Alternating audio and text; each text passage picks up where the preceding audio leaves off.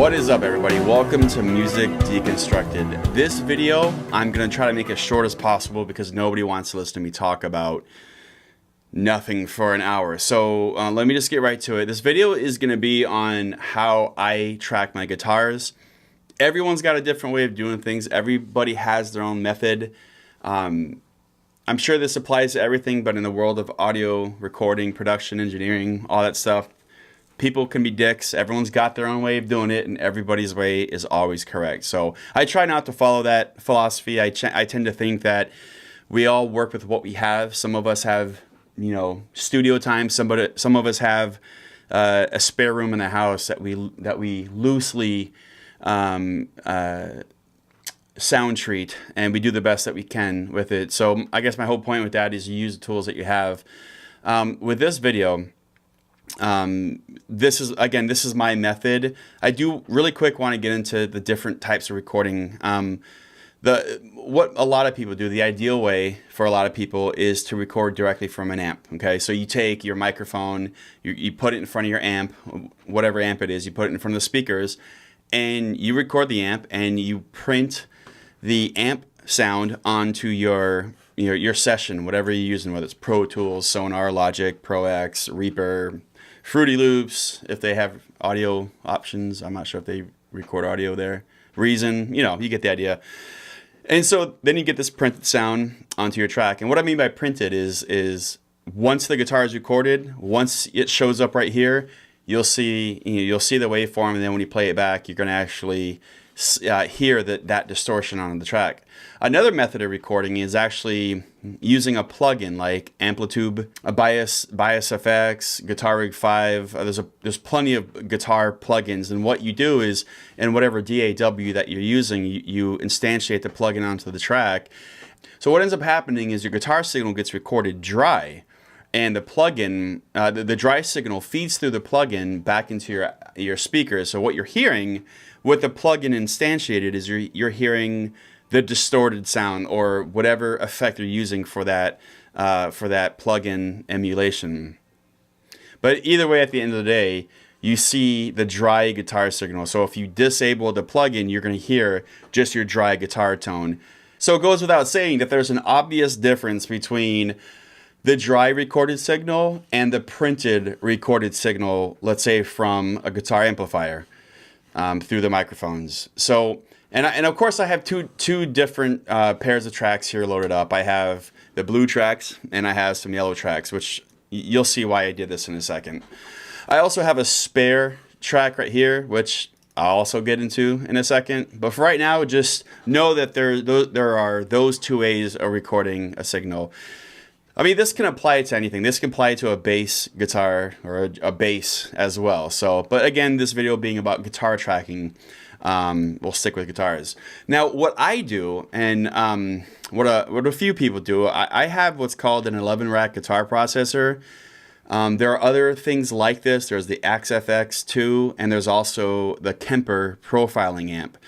And what those are, including my 11-rack, what those are is they're guitar processors. So they're not an amplifier, but they're also not really a plug-in, because what happens is your guitar gets routed through these processors, and the processing power of these devices make your guitar sound like, it's coming from a guitar amplifier. And they do a really good job at it too. I like my 11-rack. If I had the money, I'd probably get a Kemper profiling amp or an XFX2, but I'm perfectly fine with this 11-rack. But what's great about it is it makes it so, unlike a guitar plugin, which uses a computer's processing power, the 11-rack uses its own processing power. Now, the thing about this, though, is it gives you the ability to record two different ways, the two ways that I just showed you. So if I wanted to, I could have this guitar plug into my 11-rack, and then what ends up happening is I can have these tracks, for example, routed to where the sound that prints onto these tracks is the actual sound from the processor, the 11-rack. So what I mean by that is basically if I'm recording a distorted sound, the dry guitar signal goes through the 11-rack, distorts it, does whatever I want the 11-rack, however I want the 11-rack to make my guitar sound, and then it prints that sound onto these tracks. The same way that, the same way it would sound if I recorded via a microphone, a guitar amplifier. The other way I can do this, and the way that I tend to record, is the same way that you would do it if you were using a guitar plugin. But there's a reason why you do it that way. It takes a little bit longer, not much, but just a little bit longer to get the end results. The end result being my final printed track, but let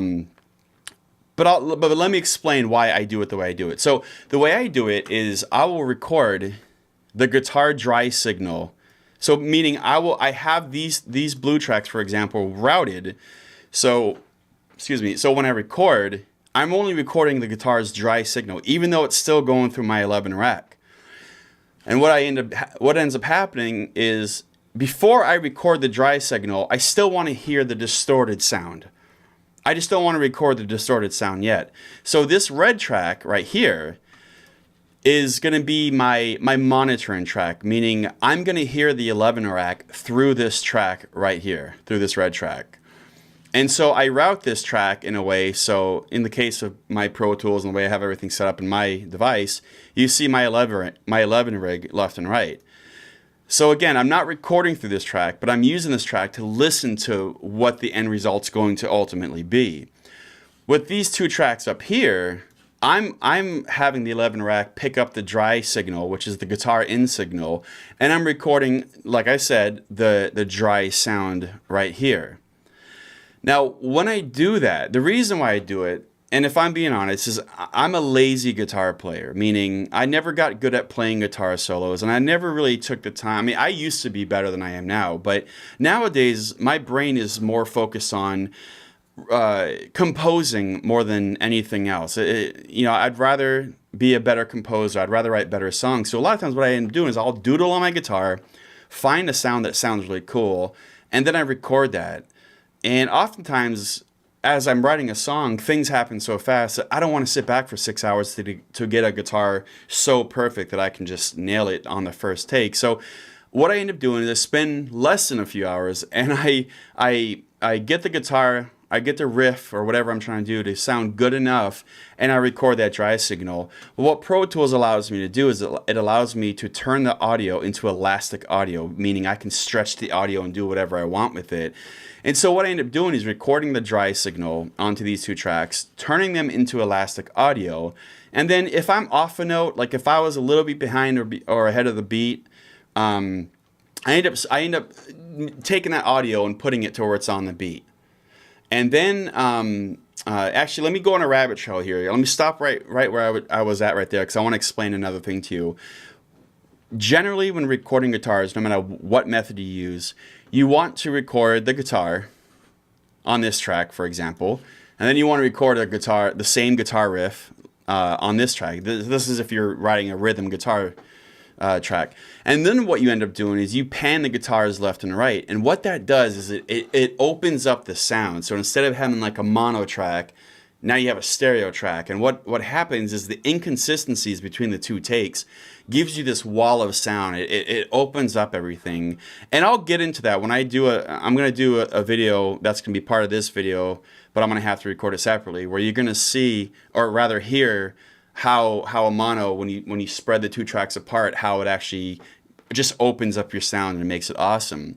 Now, going back to what I just said about nudging my notes to be where I want them to be, I don't want the notes necessarily be perfect, but I want it to be to the point where when you're listening to the track, it's not such an obvious mistake that I made. So I don't necessarily make the notes perfect. I just make them so they're close enough to where when you're listening to a nice, solid, really meaty track, it sounds consistent. It sounds on the beat.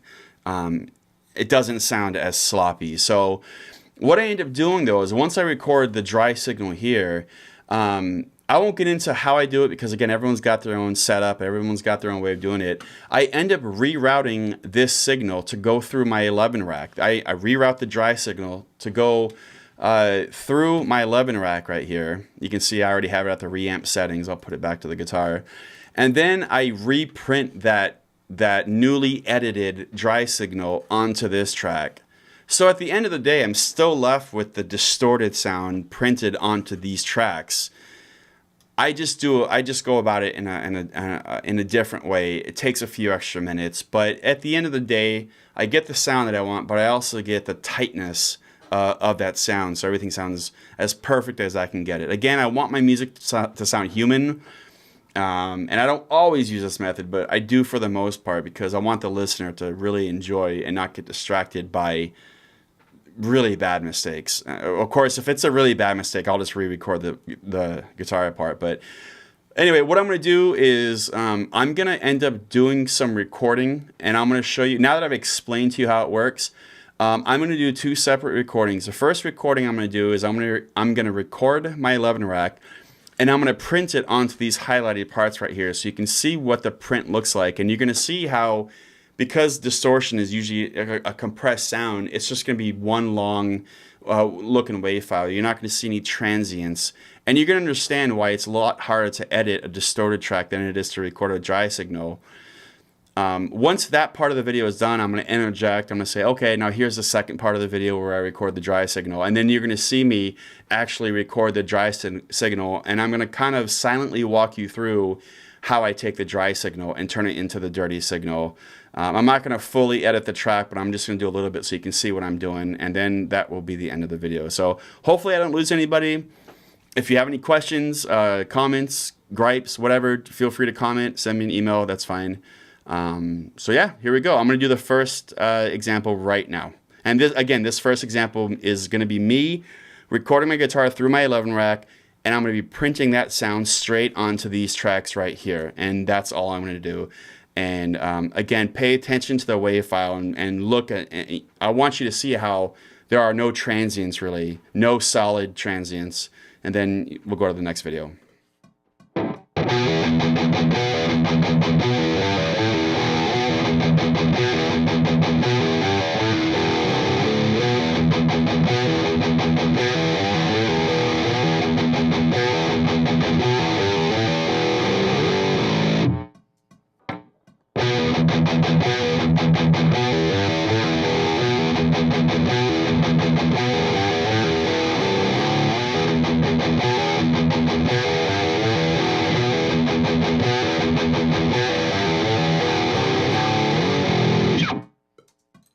Okay, before I get into the next part, I'm also going to show everyone how the sound sounds whenever I do my stereo spread. Of course, a lot of you experienced folks will understand with this, but understand what I'm doing. But for those of you who are always trying to figure out, the whole entire process, I'm going to start my guitar tracks mono, and then I'm going to spread them out so you can actually hear the difference between two guitar tracks going down the center and then what they sound like as I spread them out. So check this out, and then I'm gonna go on to the next part of the video. All right, so what you have here now, this is what I just got done doing. This is these are the two tracks, and what I mean by the whole imprinting, like I keep reiterating, and I apologize for repeating myself, I have a headache. So this is what you have right now. I'm gonna solo this track, and you're gonna hear just this track by itself, but right down the center.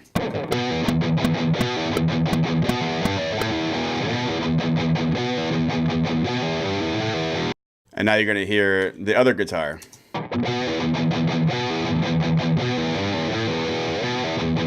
And that's everything down in the center. Now, keep in mind, this is just a rough recording of a guitar part that I just came up with a few minutes ago. So you're going to hear the inconsistencies a lot more when they're playing together. But what I want you folks to see is, I want you to, or not see, but hear, I want you to hear how, as you separate the guitar parts, how they become more, like I've said before, more epic sounding, more wall of sound kind of sound. So I'm going to solo both of the guitars. They're both in the center. And as I play through it, I'm going to pan the left one to the left, or the top one to the left. I'm going to pan the bottom one to the right so you can hear what's actually happening.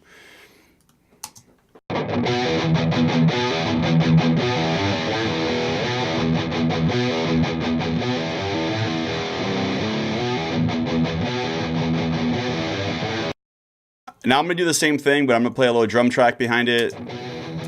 Let me solo that.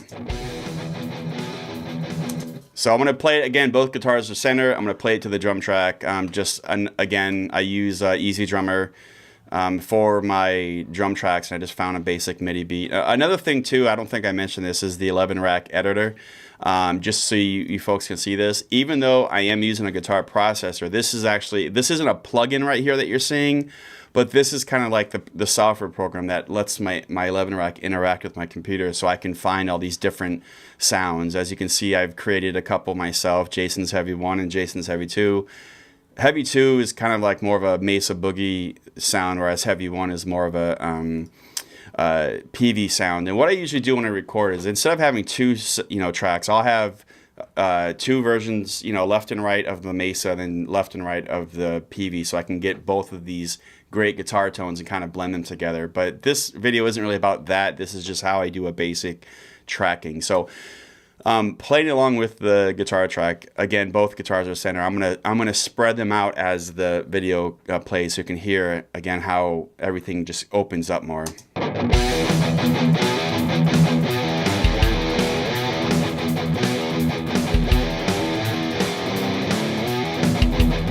And so there you have it. So as you can see, you hear the inconsistencies, which can be good, but when they're noticeable, they're not as good. It makes you sound like a sloppy player, which I am. So in the video, I'm going to talk a little bit more, and then I'm going to make another video like I just did, where you can actually see me record the dry signal onto these tracks. And then I'm also going to go into how I actually reamp, meaning once the dry signal is recorded, you won't hear me talking, but you're going to see me doing a few things here. And then you're going to see how I route from the actual signal onto the dry signal onto this track. So basically what I'm doing is I'm adding an extra step into my recording. And instead of just recording this dirty signal here, I'm dry, dirty, blah, blah, blah. I am rambling.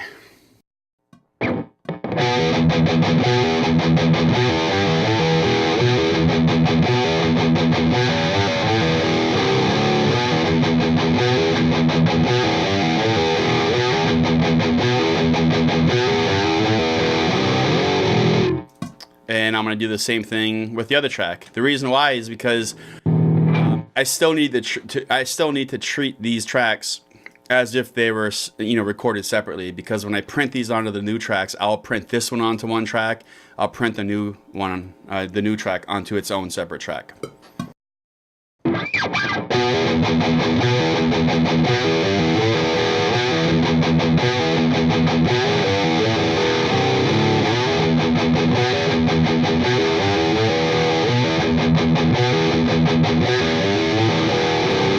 So you can see right here, you can see all the transients going on. This makes it easier for me to edit. So the track is already into the elastic audio mode. So now what I can do is I can go to my warp drive, and I can see, I can see where the transients might be off. Now the transients are a little harder to detect accurately because I have the overdrive pedal plugged in. There is a little bit of a distortion, so Pro Tools, the algorithm in Pro Tools has a hard time picking up exactly where I hit, but it's close enough where I can finagle with it. But as you can see here, I have some of the transients aren't where I want them to be, so I can go to the analysis mode and get rid of that transient. But anyway, I can move things around. I'm not going to right now because, again, this guitar riff I just did, it's not important enough for me to actually edit it, and I'm not going to waste anybody's time. But if I wanted to, I could go in and do all the editing and make the guitar sound as spot on as I want it to sound. So if I'm off a note, like I said before, I can move a transient, or rather I can move one transient, there we go, to make it go where I want it to go, as you can see here. So you get the idea. And so what ends up happening is, once I'm happy with that, I reroute everything, which I'm going to do right now. I'm going to go to reamp. I'm going to switch these outputs to reamp. And now what I have is the signal is now going to go through the 11 rack and then print itself onto whatever track I want it to print on. So I'm going to go ahead and solo the tracks that I need to, which is the dry signal and the wet signal, apply my input monitoring, and hit record. And